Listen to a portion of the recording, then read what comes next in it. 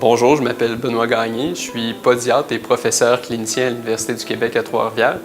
Aujourd'hui, je suis ici pour parler des différentes modalités de décharge pour permettre une guérison au niveau des plaies chroniques du membre inférieur.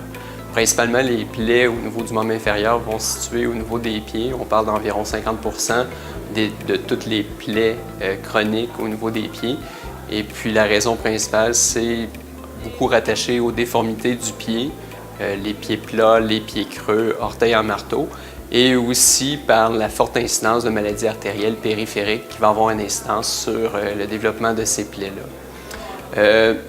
Les plaies, dans le fond, qu'est-ce qui va favoriser l'apparition de lésions? C'est justement la forme des pieds, la déformation au niveau des orteils aussi, et puis le fait de mettre des souliers qui sont souvent mal adaptés au niveau de la condition des patients. Ce qui amène à parler des patients qui vont avoir une plus grande incidence de plaies au niveau du membre inférieur, c'est les patients diabétiques ou ceux atteints d'une neuropathie.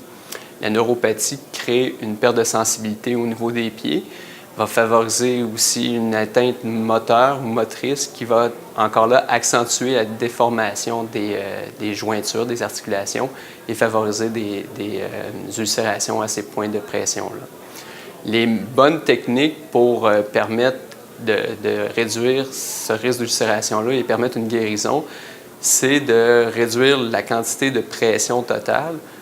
Il y a deux méthodes ou deux moyens qu'on devrait favoriser. La première, c'est de réduire l'activité physique parce que juste le fait de marcher permet ou va créer des pics de pression au niveau de la plante des pieds.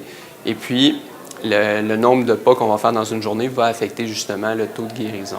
L'autre moyen, c'est d'utiliser du matériel orthopédique qui va aider à redistribuer les pressions, à les diminuer ou à même les retirer complètement. Les différents types de traitements qu'on peut avoir à ce moment-là, on parle de souliers avec des orthèses à l'intérieur, de souliers orthopédiques ou de bottes de décharge et même les plates de contact total. Souvent, on va essayer de favoriser une démarche la plus naturelle possible chez notre patient, ce qui fait qu'on a tendance à opter vers des chaussures plus orthopédiques avec des semelles, mais la littérature dans le domaine a démontré que ce n'était pas des bonnes modalités pour permettre la guérison. Peut-être la prévention des plaies, mais pas la guérison. C'est pour ça qu'on devrait plutôt se tourner vers des souliers qui vont avoir une semelle qui est rigide avec des mousses absorbantes qui vont limiter la quantité de pression. Quant aux bottes qui se retirent, les bottes de marche rigides vont permettre de diminuer encore plus la pression. On parle d'un taux de diminution de 80% de la pression totale avec une botte de décharge de type Aircast. Le plâtre de contact total va avoir des pourcentages similaires. On parle davantage de 84% d'amélioration au niveau de la diminution de la pression à ce niveau-là. Mais la grande majorité des cas, la différence majeure entre les deux types de modalités, c'est vraiment que le plâtre de contact total, le patient ne peut pas le retirer, comparativement à la botte de décharge qui peut être retirée. Puis à cet effet, une étude de Armstrong a démontré que la botte de décharge, même si ça devait être portée 100% du temps, en réalité, ça s'apparente plus autour de 28% le port de cette botte-là.